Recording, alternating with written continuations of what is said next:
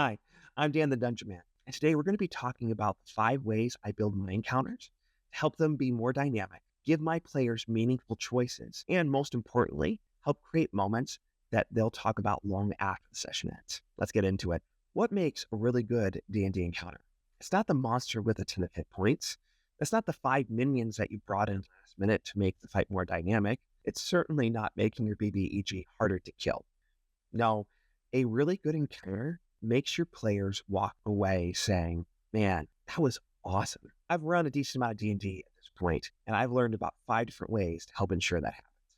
The first thing we're going to be talking about is building side objectives into your encounters. Now, most D&D combat goes simply like this. You find the monster you're going to face, roll for initiative, you swing, they swing, you swing, they swing, until either you or they are dead. And by session 10, typically most players get bored by this mechanic, and so adding a side objective can really help spice up your game. For example, let's say this monster is guarding their pile of gold. Let's say it's a dragon. What if the gold was taken? Oh, maybe that makes the monster weaker. Another idea, what if you have villagers that need to be protected as the town is falling all around you? By giving a slight side objective, you're taking the realm of what a normal D&D combat encounter would be and saying, hey, before you just try to swing at this guy, there's other consequences if you don't deal with that. I've used a lot of these myself when it comes to setting up pillars that the players have to knock down, or as we'll talk later in this video, event die that allows them to feel the consequences of their actions if they don't deal with certain things in the moment. It's really up to you on how you want to run it, but having something as a side objective is a really good tool when you're trying to spice up your encounter. The second thing you need to remember is that your enemies are not just stat blocks. When you bring in the Cloud Giant to try to swing at your players, you don't just have to have them swing at them. You can describe it out. You can describe how they're feeling, what they're doing, or what they're saying. Just because a combat starts doesn't mean that you have to focus mainly on the mechanics of the fight. You still have their motivations, their fears, their reactions that you have to make sure you bring in. Have the enemy taunt the players, get them angry, get them motivated to take out this enemy. Don't just let things just fade away as you're just trying to balance everything else in your head. Make sure you have time to role play and also to lead the game. The third thing you want to do is to reward player creativity. What that means simply is that if your player wants to do something that's normally outside the lines, don't necessarily say, no, you can't do that. Allow them to make that choice, maybe with a complication, or have them roll for it. Use an emphasis roll that I've talked about in some of my shorts. Use something that will allow them to maybe do that crazy thing that they want to do and see if it turns out successful. If it doesn't, as I've said multiple times, you can certainly try, then they'll know the consequence of trying it next time. But if they do succeed, don't be afraid to give them something that they weren't expecting. For example, when I ran my first undead dragon, my players were trying to figure out how to beat the thing as it was a much higher CR than what it was, or what they were, rather. And my barbarian decided that he was going to swing at the back of the dragon to obtain a scale to see if he could pry one off. I allowed it. I said, sure, why not? And he succeeded in the roll. Instantly, joy and just cathartic celebration erupted from the room. We have a dragon scale. We have a dragon scale. It was a really fun time. The dragon did fly away for its own self-preservation. I thought, what if I use this as a callback?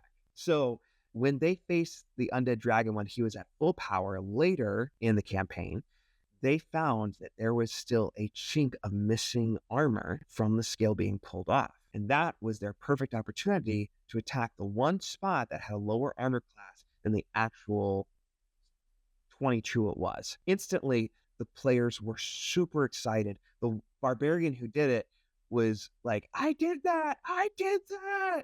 And it made the fight go from, oh, this is terrifying, to, whoa, we've really changed the fight by this one small thing we did in the past. There's so many more examples that I could give you, but I'll tell you this. If you add one little callback event like that for your players, they will love you for it. Fourth thing you need to do in order to make your fights more dynamic is to make something happen. There's a lot of things that can happen in D&D. Earthquakes, whenever reinforcements arriving, the enemy gaining secret power from something, a portal opening and something else walking out, or just in general, rain and storms and everything falling down. There is so much that you can wrap into an encounter that could be triggered in the middle, halfway, three quarters in, whatever you want into the fight. In fact, what I would recommend is using a method called event die. What I do for my campaign is that I will choose an arbitrary dice, maybe a D4, a D6, a D8, or a D10, 12, or 20, depending on how important or how long I want the event to wait before it actually triggers. And obviously, the highest number triggers the event. But as I roll, round one, if a natural 20 or the max of, let's say, a D4, a 4's not rolled, then what happens is that that event doesn't trigger. The next round, then the number right under that would then trigger the event. So for a D4, a 3 and a 4 would trigger it. So now it's a 50-50 chance if the event would happen this round. Or for D20, a 19 or 20 would trigger it. And so on and so forth. You get the idea. It allows the dice to tell the story and allows you to bring in, or maybe not even at all, the thing that is going to eventually build. The players have no idea.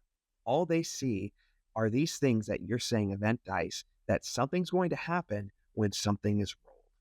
And you could tell them it's not going to be good, or this is something you really, really want to happen. It just puts them on the edge of their seat. Quick note here, adding a couple of extra enemies is not going to be the biggest deal. If that helps make the fight just a little bit more dynamic because of the type of enemy that you're bringing in, then that could be your answer. Just don't rely on it too much.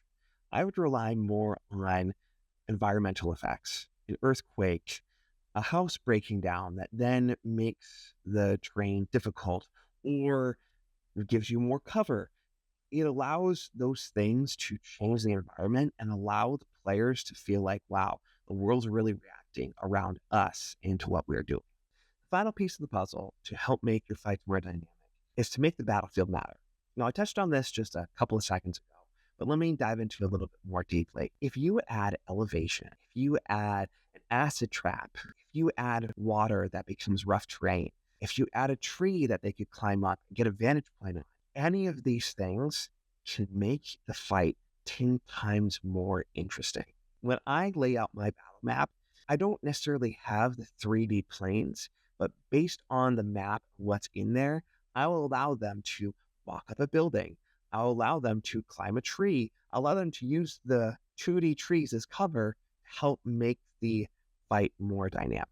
It's this and so much more that you'll find when you take just a second to think about all the variables that go into your battle and how your players can use them in the fight. Side note, your players will use whatever's on the map in the fight. I had a situation where one of my players saw a sword on one of the maps that I had purchased, and they're like, "Can I grab this sword?" I'm like, "Okay, sure, it's a sword."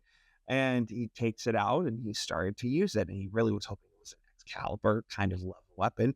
But I'm like, okay, it's a sword that is extra fire damage or something like that. They thought it was super cool.